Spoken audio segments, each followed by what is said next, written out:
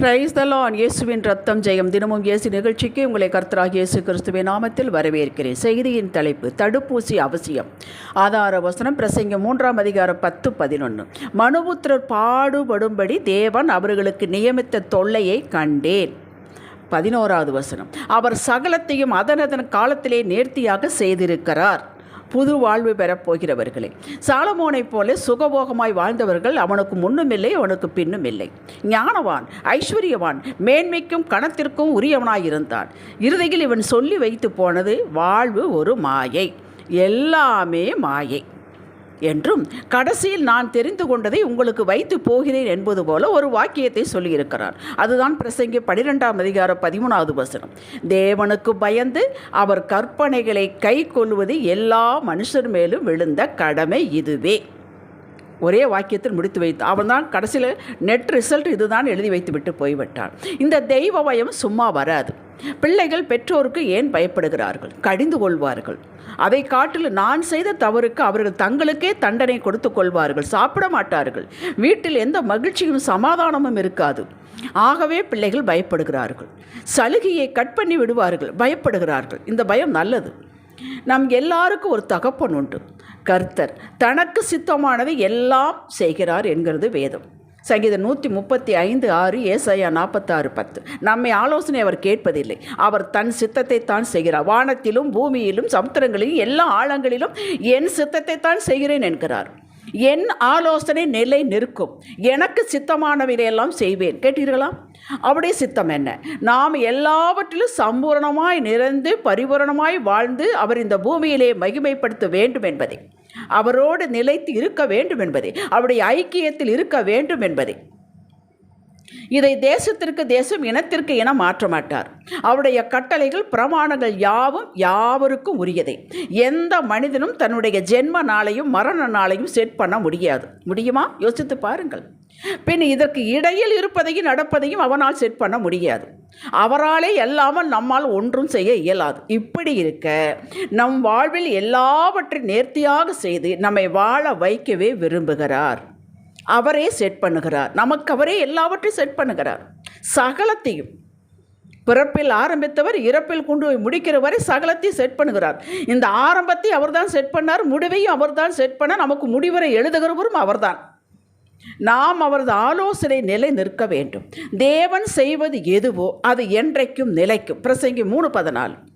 ஆக நம் வாழ்வில் பல நல்ல காரியங்கள் நிலைத்து இருக்க வேண்டுமானால் அவர் செட் பண்ண வேண்டும். ஆதியாகமம் 13 அதிகாரம் 10வது வசனத்தில் லோத்து தான் போய் செட்டில் ஆக வேண்டும் என்றதை அவன் செட் பண்ணினான். சோதோம் குமரா கண்ணுக்கு பார்க்க பச்சை பசேன்னு இருந்தது. யோர்தானுக்கு அப்புறத்தில் என்னவாயிற்று என்பது நாம் அறிவோம். ஆபிரகாமின் மேல் வைத்த அன்பினால், அவனுடைய பரிந்து பேசின ஜெபத்தால் லோத்து குடும்பத்தை தேவதூதர்கள் கையை பிடித்து வெளியே இழுத்து விட்டார்கள். பின் அந்த பட்டணம் தீக்கிரையாகியது. லோத்தின் மனைவி உப்பு தூணாளாளர். லோத்துக்கும் 2 மகள்களும் அருவருக்கத்தக்க சந்ததியை உருவாக்கினார்கள். மனிதன் செட் பண்ணினால் இப்படித்தான் இருக்கும். சாலமோனின் மகன் ரெகபயாம் தன் நண்பர்கள் பேச்சை கேட்டு தன் ராஜ்யத்தை செட் பண்ணினான். 1 ராஜாக்கள் 12 அதிகாரம் 13-14 வசனத்தை வாசியுங்கள். ராஜ்யம் 2ஆக பிரிந்தது. 10 கோத்திரத்தைகளை இவனை இழந்து விட்டான். கையை விட்டு போயிற்று.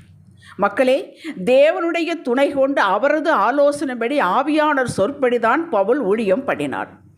ஆனால் பாருங்கள், இதிலும் பாடுகள், வேதனைகள், அடி, கல்லடி, கப்பர் சேதம், சிறைவாசம் இருந்தது.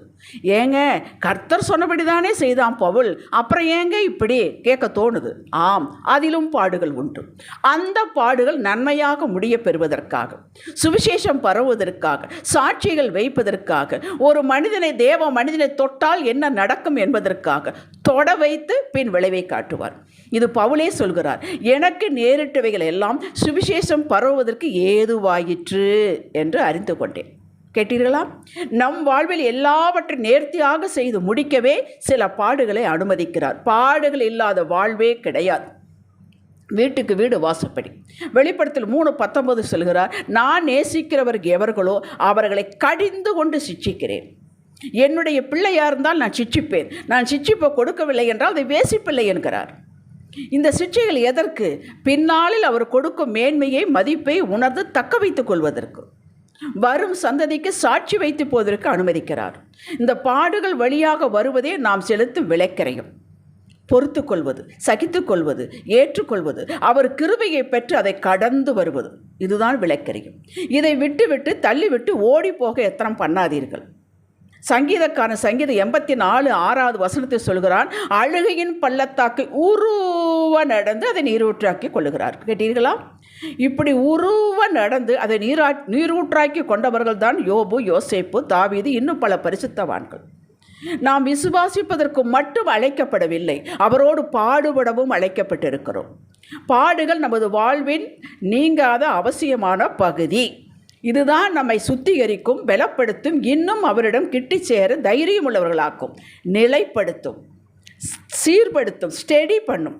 No pain no gain. நம்முடைய சரீரத்தில் ஒரு அங்கத்தில் எந்த வலியும் தெரியவில்லை என்றால் அது சம்திங் ராங் என்று அர்த்தம். வலி இருக்க வேண்டும். வலி இருந்தால் நம்ம உயிரோடு இருக்கிறோம் என்பதற்கு அர்த்தமாகும். இப்பொழுது இந்த வலி, வேதனை, பாடுகள், துன்பங்கள், டெஸ்ட்டு, இதற்கெல்லாம் ஒரு மொழிபெயர்ப்பு கொடுக்கிறது டாஸ்க் என்று ஒரு மொழிபெயர்ப்பு கொடுக்கிறது. டாஸ்க் என்பது, உங்களுக்கு ஒரு உதாரணம் சொல்லுகிறேன். இந்த விற்கிறதுக்கு வர்றாங்களே இல்லையா, அவர்களெல்லாம் அவர்களுக்கு ஒரு கம்பெனி ஒரு டாஸ்க்கு கொடுத்துருக்கும். அவர் வருகிறார்கள், சேல்ஸ் ரெப்ரசன்டேட்டிவ் வர்றாங்கல்ல, இவ்வளவு விற்று இருக்க வேண்டும்.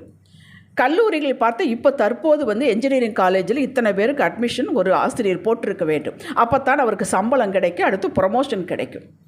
இவர்களெல்லாம் இந்த காரியத்தை செய்து முடிக்க வேண்டும் என்று ஒரு டாஸ்க்கு கொடுத்துருக்கிறார்கள். அவங்க என்ன சந்தோஷமாக செய்கிறாங்க? ஐயோ, செய்து முடிக்கலைன்னா சம்பளம் வராதே, செய்து முடிக்கலைன்னா ப்ரமோஷன் கிடைக்காதே, செய்து முடிக்கலைன்னா ஜாபுக்கு கேரண்டி இல்லையே என்று செய்கிறார்கள். அப்படித்தானே வச்சுக்கொள்வேன். இதெல்லாம் கொஞ்ச காலம்தான் என்று கர்த்தர் நமக்கு கேரண்டி கொடுக்கிறார். இதுதாங்க டாஸ்க் என்பது. அதை நாம் ஏற்றுக்கொள்ளத்தான் வேண்டும், அது செய்துதான் ஆக வேண்டும். பாடுகளே வாழ்க்கை என்று வரையறுக்கக்கூடாது. நம்முடைய கிறிஸ்தவ வாழ்வு என்பது வாழ்வில் பாடுகள் அவ்வப்போது உண்டு. இவைகள் தான் ஊன்ற கட்டி நிலை நிறுத்தும். இந்த பாடுகளின் போது நம்முடைய அறிக்கை, விசுவாசம், அவரை தேடுதல் எப்படி இருக்கிறது என்பதை தான் கர்த்தர் கவனிக்கிறார். எல்லாம் நல்லா இருக்கும்போது வேதம் வாசிக்கலாம், அறிக்கை செய்யலாம், எல்லாம் பண்ணலாம், ஹல்லேலூயா சொல்லலாம்.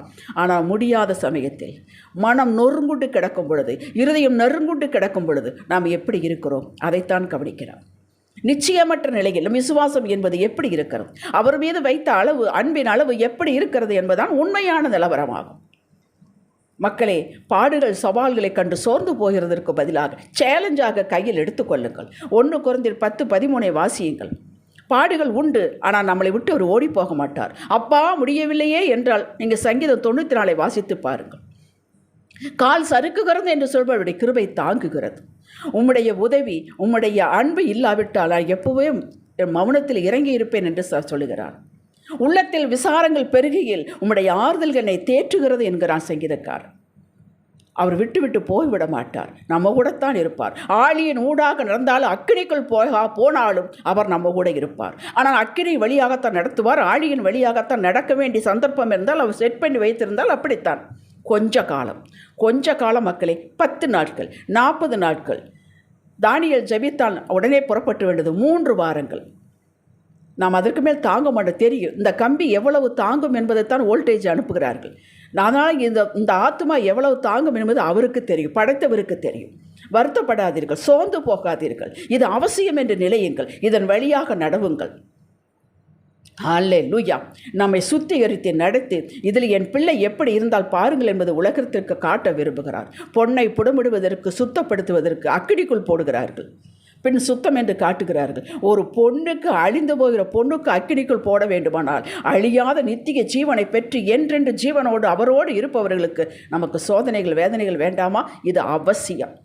நீங்கள் அவசியம் என்று மனதில் உறுதிப்படுத்திக் கொண்டீர்கள் என்றால், இதன் வழியாக நான் கடந்து வருவேன் என்று உறுதிப்படுத்திக் கொண்டீர்கள் என்றால், இந்த பாடுகள் உங்களை கண்டு பயப்படும். நீங்கள் பயப்பட வேண்டிய அவசியம் இல்லை. ஹல்லேலூயா. அவரது வல்லமையின் கிருபையின் கரம் உங்களை விட்டு ஒரு நாளும் நீங்காது. கால் சறுக்குகிறது என்று சொல்லும்போது கிருபை தாங்கி பிடிக்கும். இவர்களை ஆசீர்வதித்தது நியாயம்தான் என்று சத்துருவும் சொல்லும் அளவுக்கு, யாரும் எதிர்பார்க்கவே முடியாத அளவுக்கு உங்களை அவர் ஆசீர்வதிப்பார். இதற்கு சாட்சிகள் உண்டு. பயப்படாதீர்கள், பாடுகளை குறித்து பயப்படாதீர்கள். அதில் பாடங்கள் கற்றுக்கொள்ளலாம். நாம் வரக்கூடிய சந்ததிக்கு சொல்லி வைத்து விட்டு போகலாம். அதில் தான் நாம் சுத்தப்படுத்த முடியும், அதில் தான் நாம் நின்று நிற்க முடியும். நம்மளை எழுந்து நிமிர்ந்து நிற்க வைப்பது அதுதான். விடமாட்டார். நம் கால்களை மான் கால்கள் போலாக்கி நம்முடைய உயர்தலங்களில் நிறுத்த அவர் ஆவல் உள்ளவராயிருக்கிறார். உங்களை நிற்க வைப்பார், நடக்க வைப்பார், உலகத்தை பார்க்க வைப்பார். ஹல்லேலூயா. ஜெபிக்கலாம். தகப்பனே, இன்று கண்ட எகிப்தினை நீ என்றும் காண மாட்டீர் என்று சொன்னீர் கர்த்தாவே. அப்படி ஒவ்வொரு எகிப்தினை காட்டி காட்டி எங்கள் கர்த்தாவை ஜெயிக்க வைத்து எங்களை உயர்த்துகிற தேவனே உங்களுக்கு ஸ்தோத்திரம். உம்மாலே ஒரு சேனைக்குள் பாய்ந்து செல்வோம், உம்மாலே ஒரு மதிலை தாண்டுவோம் ஆண்டவரே. உம்முடைய பலன் இருக்கும் பொழுது நாங்கள் ஜெயிப்போம். முற்றிலும் ஜெயம் கொடுக்கிற தேவனுக்கு ஸ்தோத்திரம். இயேசுவின் நாமத்தில் பிதாவே. இன்றைய சிந்தனைக்கு என் கர்த்தரின் கரம் என்னை பிடித்திருக்கிறது, ஆகையால் நான் அவர் நாமத்தில் ஒரு சேனைக்குள் பாய்ந்து செல்வேன். எந்த பாடுமே என்னை அழிக்காது. அதன் ஊடே நடந்து நான் வெற்றி கொடி நாட்டுவேன். ஆமேன். ஹல்லேலூயா.